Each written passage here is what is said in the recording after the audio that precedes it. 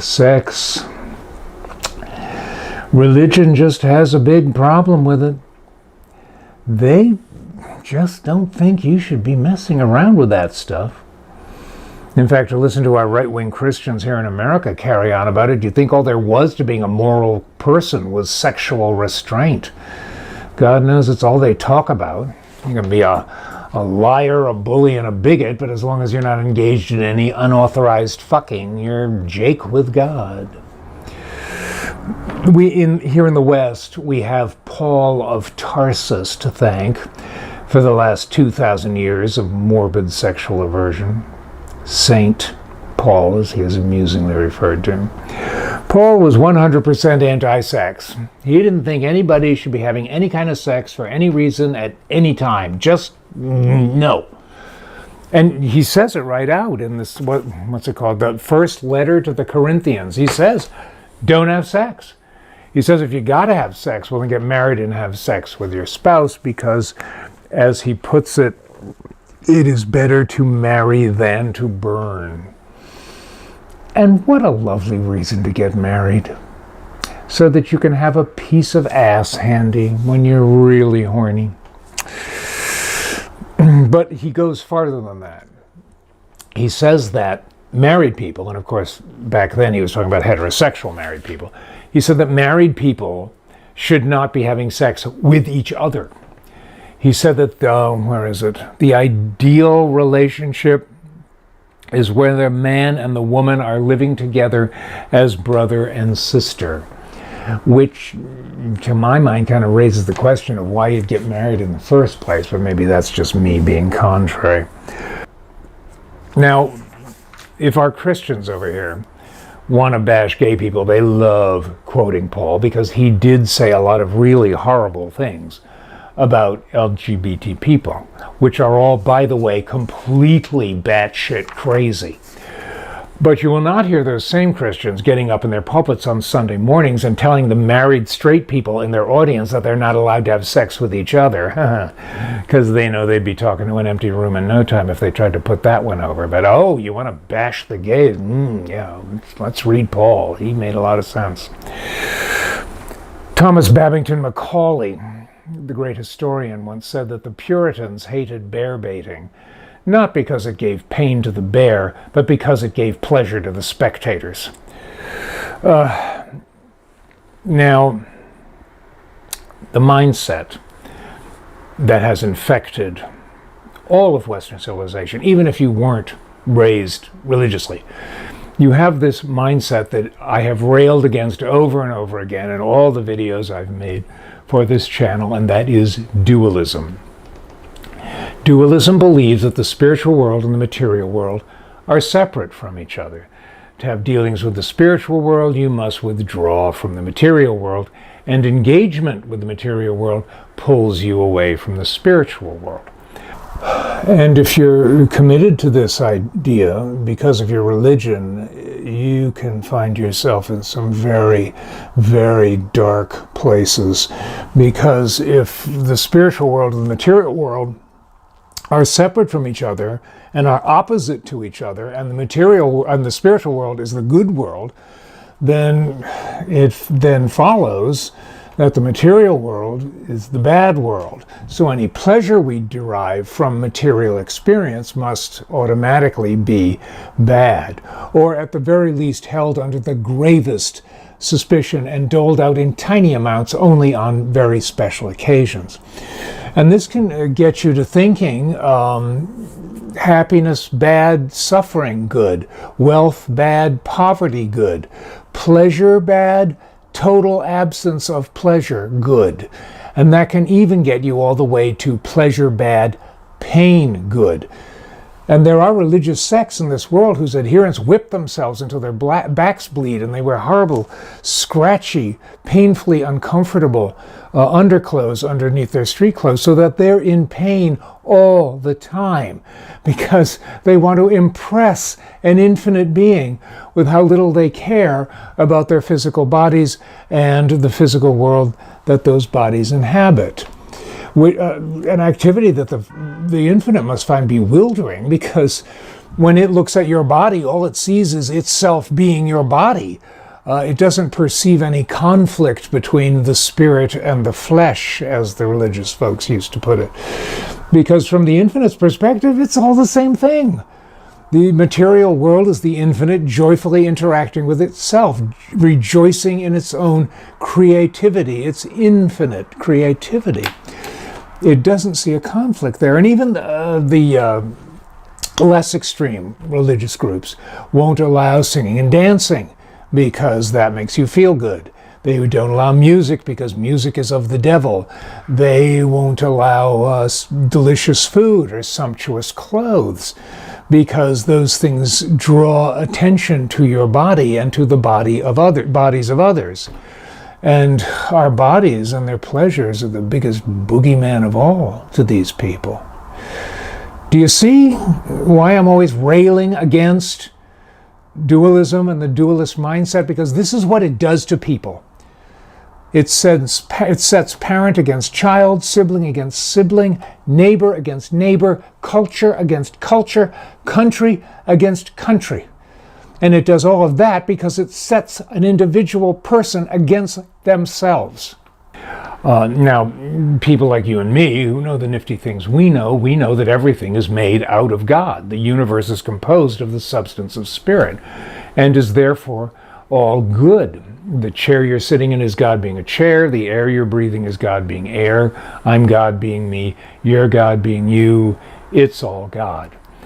And if that's a new and bizarre idea to you, because this is the first of my videos you've watched because it's the one about sex, I strongly recommend you go back and watch the first series on this channel. It will be an eye-opening experience, I promise you. But we know that matter is spirit in the form of matter. Our bodies are spirit being bodies. So there's no reason to think that this is some kind of fallen state or some inferior world that we have to escape from. It is simply God doing its God thing. And so there's nothing wrong with feeling good. And yet we've cloaked sex in such secrecy and shame. And even though we've done that, we are inundated with sexual imagery constantly, day in and day out. Television, movies, commercials, print ads, YouTube, God knows, every other email, every other thing on the internet. We're always getting barraged with sexual imagery. Sex sells, right? Old saying. Do you know why sex sells? Do you know why we're being barraged with sexual imagery day and night? Because nobody's getting any. Do you think people who have satisfying, fulfilling sex lives spend a lot of time hovering over screens looking at the hotties? No, they don't. They don't have to, because they're getting some. And yet even the people who are getting some cloak their activities in secrecy and shame, especially for women. Nice girls don't have sex drives, right? That's the conditioning. And if you're a woman who does enjoy your sexuality, well, then you're a slut or you're easy. And if a man propositions you for sex and you're not interested, you're a frigid bitch. So we kind of get you ladies coming and going, don't we? And it's a shame, because as far as I'm concerned, good food and orgasms are the only conceivable advantages to having a body. My God, our bodies are so much trouble. I mean, think what you have to go through with your body. You have to exercise it. You have to rest it. You have to feed it. You have to clean it. You have to dress it. You have to fluff it. And that's just if you're a man. If you're a woman, oh my God, what women go through with their bodies. Iron deficiencies, breast cancer, uterine cancer, menopause, and, excuse me, menstruation once a month. What son of a bitch God thought up that one? Women just, I don't know how you get through a week with the bodies you've got. If the religious people are right and God created everything in the world exactly the way it is now on his little God workstation, he must hate women, because women's bodies are an endless source of trouble to them. So, what is sex from a spiritual perspective? Well, first of all, let's think about the thing we're dealing with, this thing we call God or the infinite or whatever. Our galaxy, the Milky Way galaxy, is estimated to have about 100 billion stars, just like ours, or more or less like ours. And the perceivable universe is estimated to have about 2 trillion galaxies like ours, with 100 billion stars or so in each of them. And the infinite, well, if you want to calculate how many subatomic particles there are in that universe, the number is, I got it here somewhere, 10 with 80 zeros behind it. I don't think there's a name for that number, but that's how big the number is. And this infinite intelligence contains all of that within itself and is consciously aware of the location and activity of every subatomic particle within itself all the time, all at once. It's conscious of everything you and I do all the time, all at once, but it's conscious of everything else too. And now quantum mechanics has presented us with this vision of multiple universes, maybe an infinitude of parallel universes around the universe we live in. And this divine mind contains within itself all of that and is aware of the location and activity of every subatomic particle within all of that. And yet religionists tell us that we can hurt the feelings of this vast and sublime intelligence by doing naughty things with our peepees and nanus. And then they have the audacity to call us narcissists. My God! Religion is narcissism on steroids. Religion is a comic book, and you're the superhero defending the world from the forces of evil. God calls you on the bat phone to give you your next assignment. The universe exists because God wants to enjoy its own being.